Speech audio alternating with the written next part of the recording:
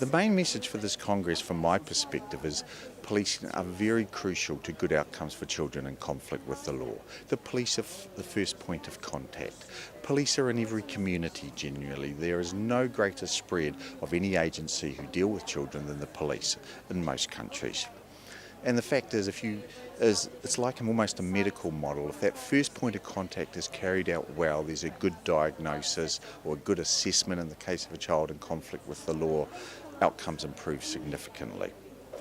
Two is police should be involved in diversion. The basic themes to me are more use of diversion, less use of detention. And that's based on making good assessments on the information available. Sometimes detention is required, but if it is for the shortest period of time. We look for outcomes that enable the child to be released from detention and placed back in the community that is in the best interest of the child, but also taking the interest of the community into account where the circumstances are serious.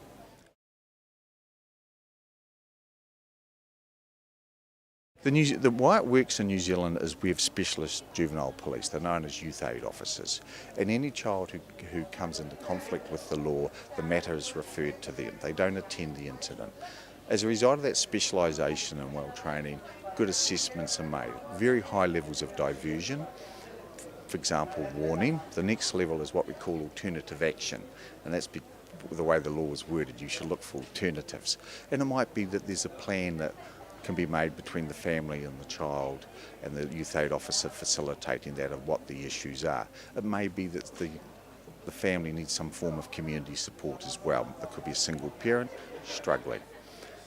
So and another mechanism for keeping out of court. Then we go to the family group conference, which is another level again that we can keep children out of court. But it's only because of the specialisation and the high skill level of these youth aid officers that the system can work in this way. We achieve about 80% diversion rate, and that is we can keep them out of court. That figure can be distorted a little bit in the sense that if you have, depending on your reporting, so if you have high levels of reporting of offending, even low level, that your diversion rate will go up. But having said that, we must look at any child first-time offender as an opportunity, not as a problem, because it can often be a signal of other issues about to emerge.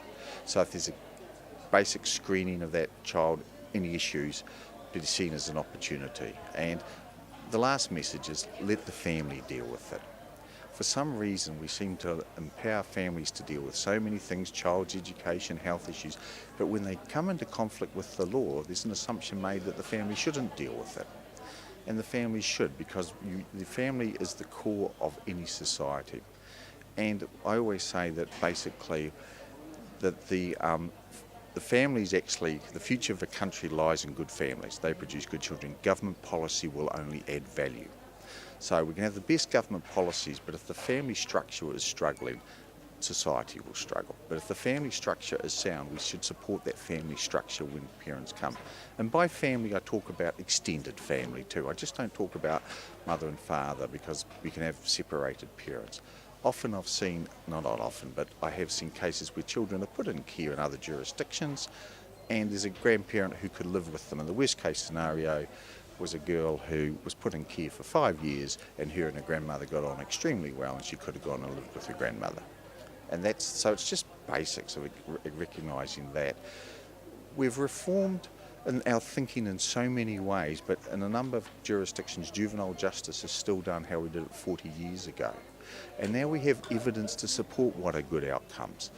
We can change. We only have to see how police and other agencies have changed towards dealing with child abuse. The fact that we now know that it happens in the family, we have good investigation skills, we have child-friendly ways of investigation, child-friendly ways of giving evidence, and we have to bring that back to the juvenile justice system. But I'll end on the final point, and that as much as I've talked about these new realistic and evidence-based interventions, we still must always remember that there's an accountability process, that children must learn that what is acceptable and what isn't acceptable, but the intervention to that accountability is proportionate to the circumstances of the child and the offending. Punitive hardline does not work. In fact, I would argue strongly it actually develops more criminal than actually mitigates criminal behaviour. Thank you.